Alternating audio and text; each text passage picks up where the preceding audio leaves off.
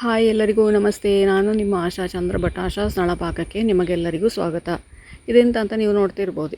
ಇವತ್ತು ನಾವು tofu garlic ಸೆಸಮೆ fry ಮಾಡಿರೋದು. ಅಂದರೆ ಟೋಫು ಅಂದರೆ ನಾವು ಸೋಯಾ ಬೀನ್ ಇರ್ತದಲ್ಲ, ಸೋಯಾ ಬೀನಿಂದ ಹಾಲು ತೆಗೆದಂತಹ ಪನೀರ್. ಅದಕ್ಕೆ ನಾವು ಟೋಫು ಅಂತ ಹೇಳ್ತೇವೆ. ಇದು ತುಂಬ ಪ್ರೋಟೀನ್ ರಿಚ್, ಹಾಗೆ ಯಾರು ಕೂಡ ಇದನ್ನು ತಿನ್ಬೋದು. ನೋಡಿ, ಟೋಫು ಅಂದರೆ ಹೀಗಿರ್ತದೆ. ಇದನ್ನು ಸಣ್ಣ ಸಣ್ಣದಾಗಿ 1 ಸೆಂಟಿಮೀಟರ್ ದೊಡ್ಡ ಗಾತ್ರದ ತುಂಡುಗಳನ್ನಾಗಿ ಕಟ್ ಮಾಡಿಕೊಂಡಿದ್ದೇನೆ. ಇದರಲ್ಲಿ ಒಂದು ಸ್ವಲ್ಪ ನೀರಿನ ಅಂಶ ಇರ್ತದೆ. ಆ ನೀರಿನ ಅಂಶನ ನೀವು ತೆಗೆದುಕೊಳ್ಬೇಕಾಗ್ತದೆ. ಬಟ್ಟೆ ಮೇಲೆ ಹಾಕಿ ಆಗಲಿ ಅಥವಾ ಟಿಶ್ಯೂ ಪೇಪರಿಂದ ಆಗಲಿ ನೀರಿನ ಅಂಶವನ್ನು ತೆಗೆದುಕೊಳ್ಬೇಕಾಗ್ತದೆ.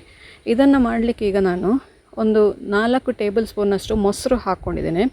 2 ಟೇಬಲ್ ಸ್ಪೂನಷ್ಟು ಕಾರ್ನ್ ಹುಡಿ ಹಾಕಿಕೊಂಡಿದ್ದೇನೆ. ಹಾಗೆಯೇ ಒಂದು ಅರ್ಧ ಟೀ ಸ್ಪೂನಷ್ಟು ಗರಂ ಮಸಾಲ, ಅರ್ಧ ಟೀ ಸ್ಪೂನಷ್ಟು ಕಾಶ್ಮೀರಿ ಚಿಲ್ಲಿ ಹಾಕಿದ್ದೇನೆ, ಯಾಕೆಂದರೆ ಕಲರ್ ಬರಲಿಕ್ಕೆ ಅಂತ ಹೇಳ್ಕೊಂಡು. 1 ಟೇಬಲ್ ಸ್ಪೂನಷ್ಟು ಕೊತ್ತಂಬರಿ ಹುಡಿ, ಅರ್ಧ ಟೇಬಲ್ ಸ್ಪೂನಷ್ಟು ಜೀರಿಗೆ ಹುಡಿ.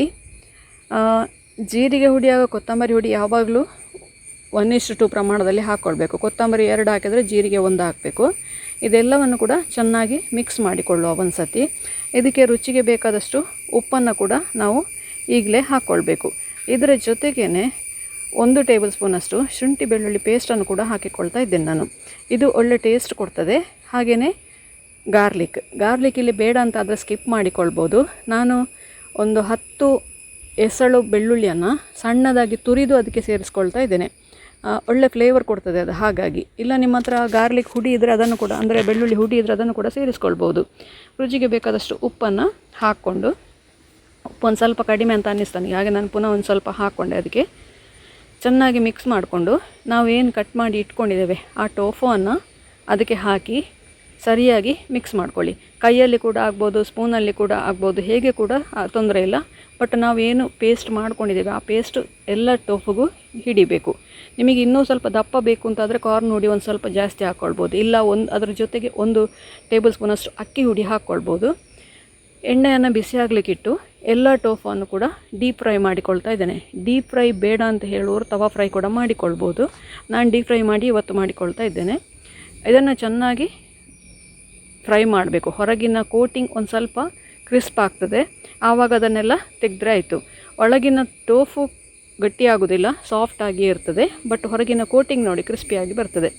ಈ ಥರ ಆಗುವಾಗ ಅದೆಲ್ಲವನ್ನು ಕೂಡ ತೆಗೆದುಕೊಂಡು ಒಂದು ಟಿಶ್ಯೂ ಮೇಲೆ ಹಾಕ್ಕೊಂಡು ಅದರ ಎಕ್ಸಸ್ ಎಣ್ಣೆಯನ್ನೆಲ್ಲ ತೆಗೆದುಕೊಳ್ಬೇಕು.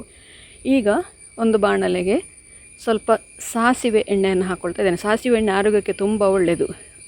ಸಾಸಿವೆ ಎಣ್ಣೆ ಬಿಸಿಯಾದ ನಂತರ ಅದಕ್ಕೆ ಎಳ್ಳು ಹಾಕ್ಕೊಂಡು, ಎಳ್ಳು 1 ಟೇಬಲ್ ಸ್ಪೂನಷ್ಟು ಹಾಕ್ಕೊಳ್ಬೋದು.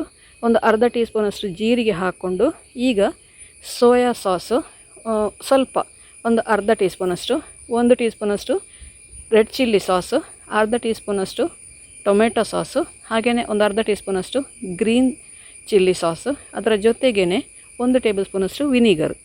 ಇವಿಷ್ಟನ್ನು ಹಾಕ್ಕೊಂಡು ಅದನ್ನು ಒಂದೇ 1 ಸೆಕೆಂಡು ಅದನ್ನು ಮಿಕ್ಸ್ ಮಾಡಿಕೊಳ್ಬೇಕು. ನಂತರ ನಾವು ಟೋಫುವನ್ನು ಮಿಕ್ಸ್ ಮಾಡಿದಂಥ ಪೇಸ್ಟ್ ಉಂಟಲ್ಲ, ಆ ಪೇಸ್ಟಿಗೆ ಒಂದು ಅರ್ಧ ಗ್ಲಾಸ್ ನೀರು ಹಾಕ್ಕೊಂಡು, ಅದೇ ಪೇಸ್ಟ್ ಸಾಕಾಗ್ತದೆ ಅದರಲ್ಲಿ ಉಳಿದಿರೋದು, ಅದಕ್ಕೆ ನೀರು ಹಾಕ್ಕೊಂಡು ಅದನ್ನು ಒಮ್ಮೆ ಚೆನ್ನಾಗಿ ಮಿಕ್ಸ್ ಮಾಡಿಕೊಂಡು 1 ನಿಮಿಷ ಅದನ್ನು ಕುದಿಸ್ಕೊಳ್ಬೇಕು.